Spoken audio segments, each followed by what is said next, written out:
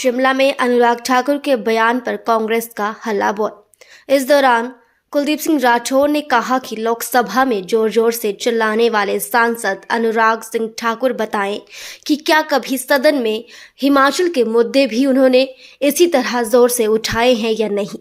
हमारे जो ये महानुभाव लोकसभा में बड़ा चीख चीख के बोल रहे हैं, कभी इन्होंने किसानों के मुद्दे उठाए, कभी इन्होंने हिमाचल के मुद्दे उठाए। इतना बड़ा हमारे ऊपर आपदा आई, क्या इन सांसदों ने कभी लोकसभा में हिमाचल के हितों की बात की? मोदी साहब जो बहुत परम मित्र हैं ट्रंप साहब के, आज टैरिफ वॉर चल पड़ी 27%, और वो कहते हैं है तो मेरे मोदी दोस्त हैं, लेकिन क्या करूं, मेरी मजबूरी। अब मैं खुद व्यापारी हूं, है तो वो व्यापारी हैं। ये ठीक है मुकेश जी ने, अब वो व्यापारियों की सरकार नहीं चलेगी, नहीं चलेगी।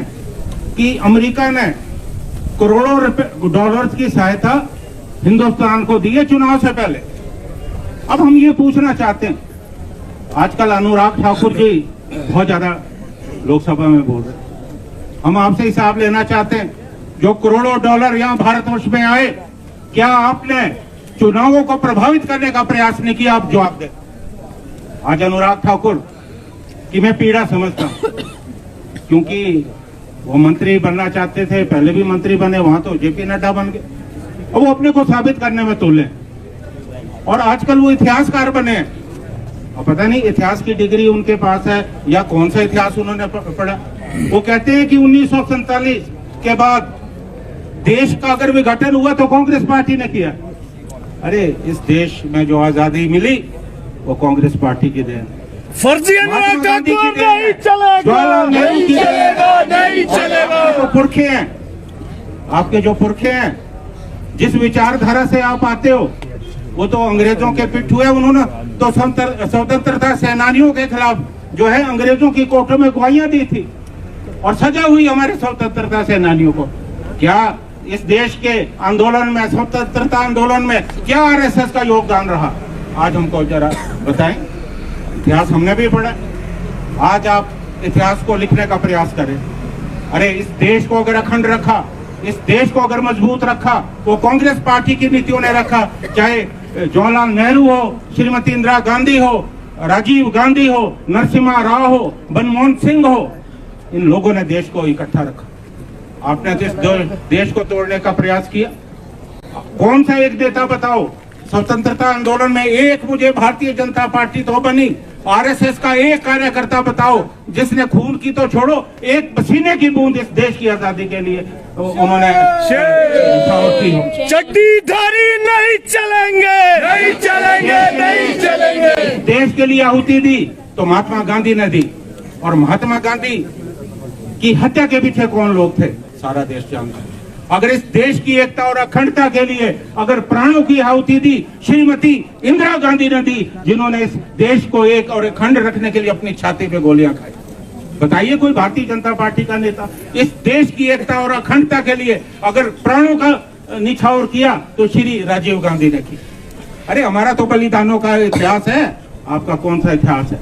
आज मोदी साहब जो बहुत परम मित्र हैं ट्रंप साहब के, आज टैरिफ वॉर चल पड़ी, और 26% नहीं, एक और है वो गलत है, इट इज 27%, 27%। और वो कहते हैं है तो मेरे मोदी दोस्त हैं, लेकिन क्या करूं, मेरी मजबूरी। अब मैं खुद व्यापारी हूं, है तो वो व्यापारी हैं। ये ठीक है मुकेश जी ने, अब वो व्यापारियों की सरकार नहीं चलेगी, नहीं चलेगी, नहीं चलेगी। आज की पे बहुत बड़ा संकट है, क्योंकि ये जो टैरिफ वॉर शुरू हुई है, अब तो ये पूरी दुनिया में, क्योंकि ट्रंप जो है पूरी दुनिया में इन्होंने जो टैरिफ वॉर शुरू की है, उसका बहुत ज्यादा नुकसान पूरी दुनिया को भी होगा, अमेरिका को भी होने वाला है, लेकिन वो ये बात नहीं समझ रहे। और आज हमारी आर्थिकी पे बहुत बड़ा संकट है, खासकर हम हिमाचल प्रदेश में से पैदा करते हैं। और भारतीय जनता पार्टी जब सत्ता में आई थी, इन्होंने वायदा किया था कि हम आयात शुल्क बढ़ाएंगे, और पिछली बार जब ये मोदी साहब अमेरिका गए, कहाँ तो बढ़ाने की बात 50% था, उसको घटा के 30% कर दिया। और अभी भी बहुत बड़ी तलवार हमारी आर्थिकी के ऊपर और कहाँ तो हमारे जो ये महानुभाव लोकसभा में बड़ा चीख चीख के बोल रहे हैं, कभी इन्होंने किसानों के मुद्दे उठाए, कभी इन्होंने हिमाचल के मुद्दे उठाए। इतना बड़ा हमारे ऊपर आपदा आई, क्या इन सांसदों ने कभी लोकसभा में हिमाचल के हितों की बात की कि हिमाचल भारत गणराज्य का हिस्सा है, हम भारतवर्ष का हिस्सा है। इस देश की एकता और अखंडता के लिए हिमाचल के जवानों ने सीमाओं पे अपना जो है अपने प्राण न्यौछावर किए। आज भी सेना में अगर ज्यादा लोग हैं, कहां से आते हैं? पंजाब से हैं, हरियाणा से और हिमाचल से, लेकिन उसके बदले हिमाचल को क्या मिला? आज भी हिमाचल की अनदेखी हो रही है। हमारे यहाँ हमारे काबीना मंत्री, पूर्व मुख्यमंत्री यहाँ मेरे साथ हैं। आज सरकार किस मुश्किलात से चल रही है वो ये जानते हैं। हमने आपदा पे काबू किया, कोशिश की। आज हम हिमाचल की तरक्की को आगे बढ़ाने का प्रयास कर रहे हैं। और अनुराग ठाकुर जी, आप संसद में आप बोलिए, आपको हक है, लेकिन आप मर्यादा का पालन जरूर करें। आप मर्यादा से बाहर नहीं जाएं। और कांग्रेस पार्टी इतनी कमजोर नहीं है देश में। आज पूरे देश में कांग्रेस पार्टी जाग चुकी है, लोग जाग चुके हैं। और ये कुशासन जो दिल्ली में चल रहा है, इसके खिलाफ लोग इकट्ठा हो रहे हैं। और अभी तो आपकी मेजॉरिटी भी नहीं है। अभी आप छोड़िए, आप जो बैसाखियां आपके पास है, आप नीतीश कुमार या जो चंद्रबाबू नायडू है, उनकी बैसाखियों के सारे सरकार चला रहे हैं। पता नहीं वो उनका तो इतिहास रहा है कि कब वो आपको छोड़ के चले जाएं। तो मेरा यही कहना है कि आप सीमित भाषा का प्रयोग करें, मर्यादा का प्रयोग करें। और आप हिमाचल से सांसद हैं, बड़ी उम्मीदों से आपको यहाँ से संसद में भेजा गया। आप हिमाचल के हितों की बात करें, हिमाचल की बात करें। हिमाचल पे आज इतना बड़ा आर्थिक संकट है, उसमें अपना योगदान दें और उड़ की बातें ना करें। मैं कोई लंबी चौड़ी बात नहीं करना चाहता। मैं माफी चाहूंगा मुकेश जी से भी, क्योंकि अभी ठियोग में मेरी पंचायत प्रतिनिधियों से एक बहुत बड़ी बैठक है, तो मुझे वहां जाना है।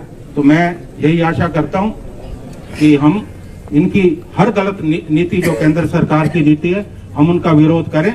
और मैं आज के इस कार्यक्रम के लिए, क्योंकि शॉर्ट नोटिस था, आप सब लोग यहाँ इकट्ठे हुए, मैं आप सभी लोगों का दिल की गहराइयों से आभार व्यक्त करता हूँ।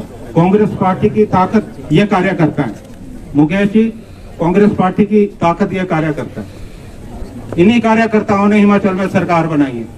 आप जानते हैं कि कितना बड़ा योगदान इन कार्यकर्ताओं का रहा है, जिन्होंने आज भी केस भुगत रहे हैं, आज भी रोज समन आ रहे हैं। कल भी 3 समन मुझे आए और हमारे कार्यकर्ताओं पे आ रहे हैं। थोड़ा मेरा आपसे निवेदन है कि थोड़ा सरकार में हमारे कार्यकर्ताओं का ध्यान रखें, क्योंकि मैं पार्टी का आदमी हूँ। इसलिए मैं ये बात कर रहा हूँ कि इन कार्यकर्ताओं की भी सुनवाई होनी चाहिए। इसी के साथ मैं अपनी तकरीर खत्म करता हूँ। आप सब यहाँ लोग आए, आपका बहुत बहुत धन्यवाद।